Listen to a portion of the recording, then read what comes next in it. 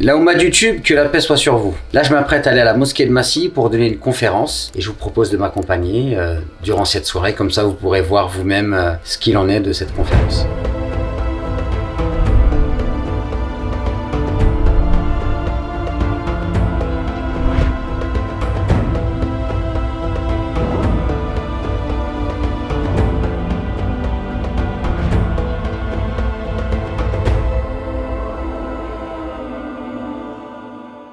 Il y a beaucoup d'entre vous qui me demandent comment je fais pour préparer une conférence. C'est très simple. En fait, j'utilise un outil qui s'appelle le mind mapping et c'est une carte des points que je vais aborder dans ma conférence. Et en fait, avec la mémoire photographique, j'enregistre cette carte dans ma tête et après je vais à la mosquée et je vais suivre le cheminement que j'ai choisi de suivre pour cette conférence. Je laisse beaucoup de part à la spontanéité, aux connaissances que j'ai déjà avec moi, puisque là, c'est pas un cours, c'est une conférence. Toute l'année, je prépare des cours, donc j'ai confiance au contenu que je connais déjà. Et généralement, pour une conférence, je fais pas énormément de recherche, je me base sur les connaissances que j'ai déjà avec moi, sauf si on me demande de traiter d'un sujet pour lequel je sens que je vais avoir besoin de faire des recherches. En l'occurrence, ce soir, je vais parler du Coran, c'est un de mes sujets de prédilection, donc j'ai pas fait d'énormes préparations, si ce n'est que j'ai agencé mes idées à travers la carte mentale.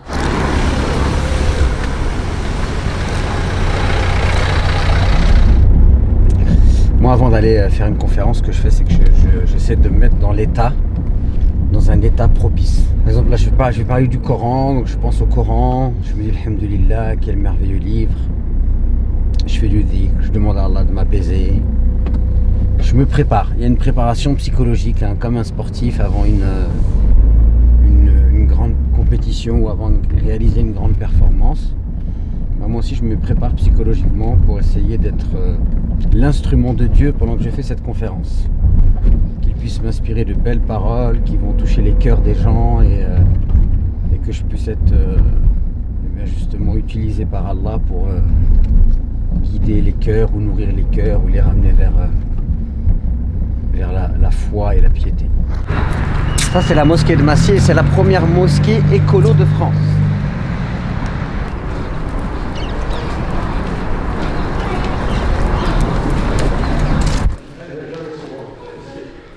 C'est quoi ça? Le Coran? Faux.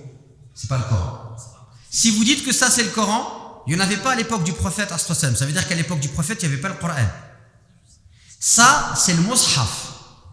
Le Mushaf, c'est le livre dans lequel on a rassemblé les versets du Coran. Et je pense qu'aujourd'hui, les musulmans, ils ont développé un rapport avec le Mushaf, mais on a délaissé le rapport avec le Coran. Et je vais l'expliquer. Attention. Du calme, je vais l'expliquer. C'est déroutant ce que je dis. Mais parfois, pour comprendre quelque chose, on a besoin d'être dérouté.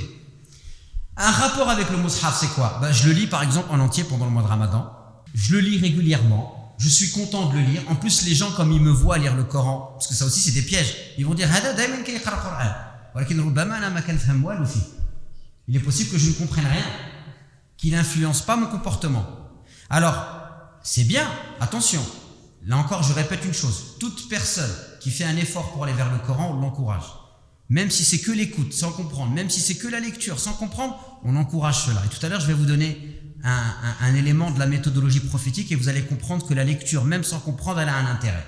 Tout ce que vous allez trouver dans le Coran est lié, il y a une cohérence et ça va dans le même sens. Ça va dans le fait de permettre à l'homme de s'élever, de grandir et de s'éduquer, de tirer profit des histoires qui se sont passés, de voir comment ceux qui se sont égarés, ils se sont égarés et pourquoi ils se sont égarés et quel a été leur sort. Et ceux qui ont réussi, pourquoi ils ont réussi, qu'est-ce qu'ils ont fait et quel a été leur sort, afin que nous aussi on puisse tirer des enseignements pour faire quoi? Pour les vivre aujourd'hui et pour impacter la société aujourd'hui avec cette sagesse coranique. Est-ce que vous considérez aujourd'hui que notre manière d'interagir avec le Coran, ça nous rend plus sensibles aux questions de notre époque? Moi, je vous pose la question. Est-ce que vous avez l'impression qu'aujourd'hui, de manière générale, la manière dont on récite le Coran, la manière dont on nous parle du Coran, ce qui s'écrit sur le Coran, ça nous rend conscients des problèmes qui nous entourent? C'est une question que je vous pose. Vous avez l'impression que oui? Moi, j'ai l'impression que non. Moi, j'ai l'impression qu'au contraire, la manière dont on lit le Coran, ça ne nous rend pas plus conscients des problèmes qu'il y a aujourd'hui. Alors que ça devrait être le cas. Puisque le rôle du Coran, c'est de nous rendre meilleurs pour pouvoir réformer la société. Ça va, tu vas bien sinon? Ça fait longtemps qu'on ne s'est pas vu. Aujourd'hui, alhamdoulilah, on a un héritage du passé qui est encore là, qui fait que les musulmans, ils sont quand même encore accrochés au Coran. Par exemple, tous les jours en France, il y a des gens, ils sortent et ils ont appris le Coran par cœur en maîtrisant l'art et la manière de le réciter. Ça, c'est un bon signe. Ça veut dire que le Coran, il continue de s'apprendre par cœur en préservant la manière de le réciter. C'est très bien ça, d'accord? Mais ça, c'est une manière d'interagir avec le Coran. Il y a d'autres manières qu'on doit aussi développer. Moi, je ne suis pas quelqu'un qui veut opposer les choses. Ceux qui font du hifd, moi, je les respecte. Et je les aime et je trouve que c'est un travail noble. Et je ne veux pas réduire leur travail, bien sûr. Mais par contre, je dis que ça, c'est un travail. Et il y a d'autres travails qu'il faut ajouter à cela. Il y a des démarches encore qu'on doit rajouter à cela. Moi, je me rappelle quand j'avais pas encore atteint mes 10 ans à l'époque, avant le décès de mon père Rahmou. Moi, sincèrement, ce qui m'a attiré vers le Coran, ce n'est pas la pression de mon père, ni la pression de ma mère, la Fadra, ni la pression de personne. Pourtant, on était à 2 mètres d'une grande mosquée dans mon quartier à l'époque. La seule chose qui m'a attiré vers le Coran, je voyais mon père Rahmou, il lisait le Coran beaucoup. Un grand livre Warsh rouge, que vous connaissez tous, que ce soit en Algérie, au Maroc, en Tunisie, le Mus'haf al-Athmani, tout le temps. Mais c'est pas ça qui m'a marqué le plus. Il nous a jamais incité à mémoriser un seul verset. Par contre, comme il a dit Cheikh, à chaque fois qu'il fait une action, par exemple, une sadaqa, un geste, un sourire, un don, une parole, une sortie, il nous rappelle que ce comportement est coranique. Et donc, il nous a fait aimer ce magnifique livre, cette magnifique révélation, sans forcément nous pousser d'aller face à un mur, Bismillahirrahmanirrahim, non. C'était vraiment le fait inverse. Aujourd'hui, en tant que professeur, j'ai la douleur et la tristesse de dire, beaucoup de parents poussent leurs enfants à mémoriser le Coran Karim.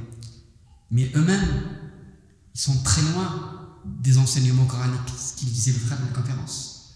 Faut-il que chacun de nous revienne vers les enseignements du Coran? Faut-il que chacun de nous, pères et mères et frères et sœurs, revenir vers le fondement de notre religion pour que nos enfants puissent dire Subhanallah, mon père il est tout le temps souriant, mon père il est généreux, mon père ou ma mère, tous les voisins les aiment.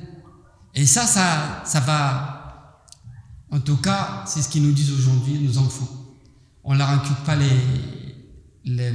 l'apprentissage comme ça à la lettre, mais plutôt on leur inculque l'apprentissage des valeurs sous la lumière du Coran et la lumière du prophète. Et c'est la même méthode que j'applique avec mes élèves, enfants et adultes. Et je termine, moi je suis anti tout professeur ou tout enseignant de Coran qui met des objectifs. Coran dans 6 mois, Coran dans 1 an, ça c'est ce qu'on appelle le hiba, c'est un don. Allah peut te faciliter. Oui, moi j'ai appris le Coran dans un espace très court, c'est par la grâce d'Allah Azza wa Jal. Mais les mêmes élèves avec qui j'ai appris le Coran, ils l'ont appris dans 4 ans, dans 5 ans, dans 6 ans. Il n'y a pas de comparaison à faire. Hada min fadlillah, c'est la grâce d'Allah. Mais ce qui est important, j'insiste, qui va dans le même sens, c'est comment éduquer nos enfants sur les valeurs de l'islam. Parce que moi aujourd'hui, ça ne m'intéresse pas d'avoir un élève qui apprend le Coran par cœur et qui parle mal à ses parents, et qui parle mal à ses voisins, qui agresse les gens, qui insulte les gens. Et il y en a, ceux qui y arrivent, ça existe. Et ils sont dans nos écoles. Inch'Allah, barakallahu fikoum. C'est l'heure de la prière, l'adhan. Mes sœurs, je crois que c'est fini, c'est l'heure de la prière. Si vous voulez, on peut se voir en bas et vous me poserez vos questions si vous voulez, Inch'Allah. أقول قولي هذا وأستغفر الله لي ولكم ولسائر المسلمين من كل ذنب فاستغفروه ففوز المستغفرين سبحان ربك رب العزة عما يصفون والسلام على المرسلين والحمد لله رب العالمين. Cette conférence vient de s'achever. Après, il y a eu la prière du Isha et puis j'ai pu échanger avec pas mal de frères et de sœurs. Donc, c'est toujours des moments que j'apprécie énormément. J'espère bien revivre ces moments-là encore et encore et Inch'Allah une prochaine fois en votre compagnie. En tout cas, pour moi, c'est toujours un plaisir de donner une conférence et quand je sors, j'en sors toujours avec un cœur apaisé et plein de lumière. Si vous souhaitez voir d'autres vidéos en immersion, n'hésitez surtout pas à m'en faire part en commentaire et je vous invite à vous abonner à la chaîne, à liker cette vidéo et à activer la petite cloche.